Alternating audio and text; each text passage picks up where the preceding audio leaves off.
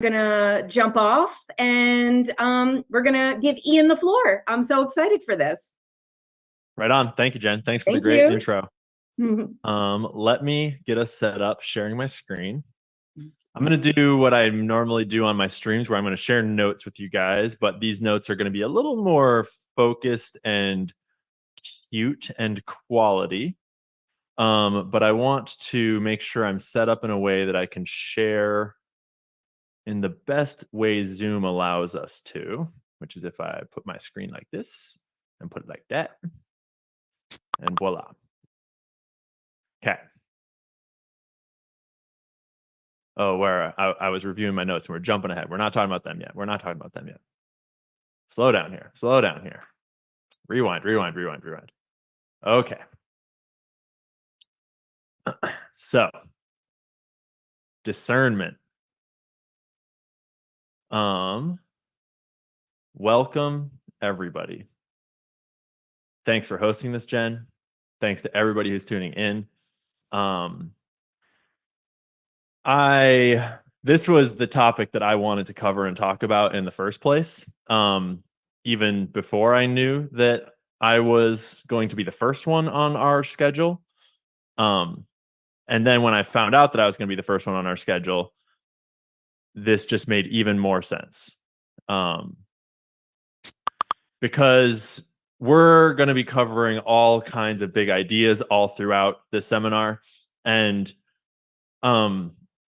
it's easy to, everyone kind of brings their own lens to information, and they bring their own method of discerning to what they learn and what they see. And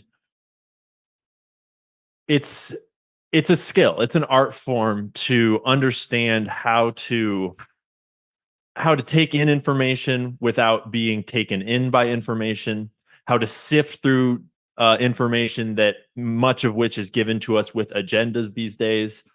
And so I'm going to talk about a bit of what I've learned on my journey of discernment, because I have the privilege now of spending all of my time every day discerning and sifting through information and digging into stories that are controversial, that are complicated, that are that there's a lot of financial incentive by a lot of groups to alter our perceptions or to push our narratives or our ideas in certain directions.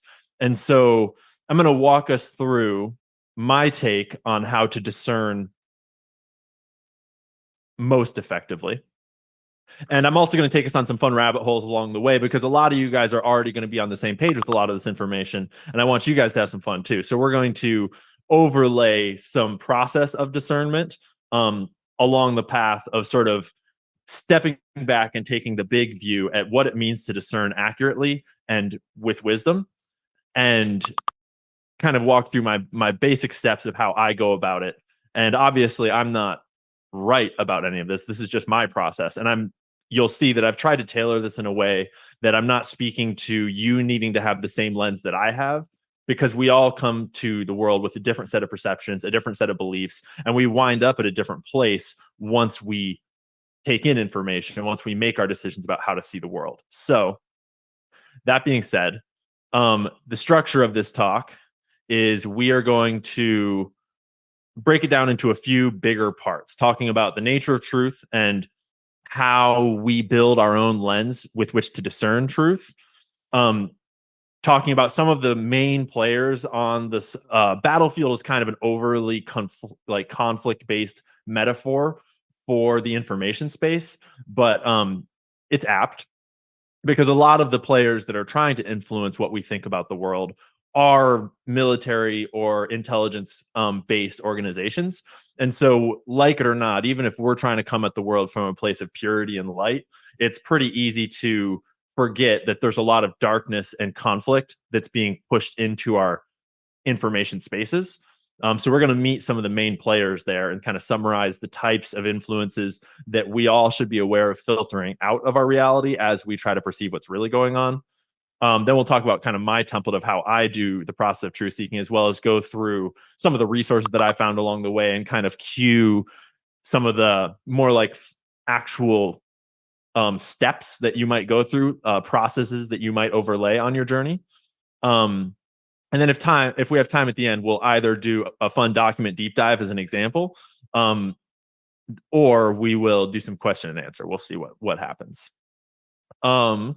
If someone in the chat could type in if my mouse is showing up for you guys on the screen while we're talking here, that would be helpful, because right on. So my mouse is showing up, so I can cue attention with my mouse. I'll probably also do some of the Zoom annotations.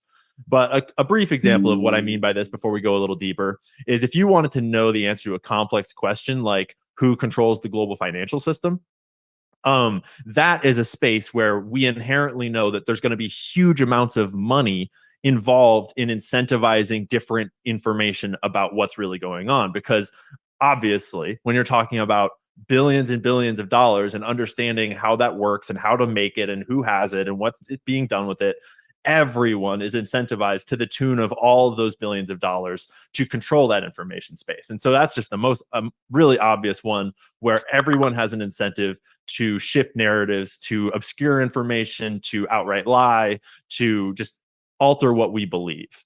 And at the most basic high level, you can kind of choose to either trust experts, media, anyone that has any sort of financial backing or institutional power behind them is sort of the traditional model of information dissemination.